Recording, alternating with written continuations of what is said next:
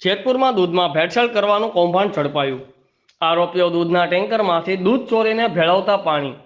Dairy અને ટેન્કરના માલિકોની જાણ બહાર ટેન્કરના ડ્રાઈવરની કરતૂત।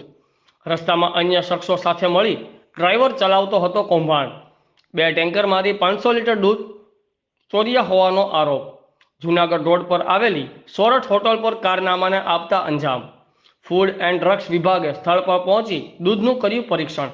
લોકલ ક્રાઇમ બ્રાન્ચે આ મામલે 2 ડ્રાઈવર સહિત 6 શખ્સોની અટકાયત કરી છે। પોલીસે ટેન્કર સહિત 24 લાખથી વધુનો મુદ્દામાલ જપ્ત કર્યો।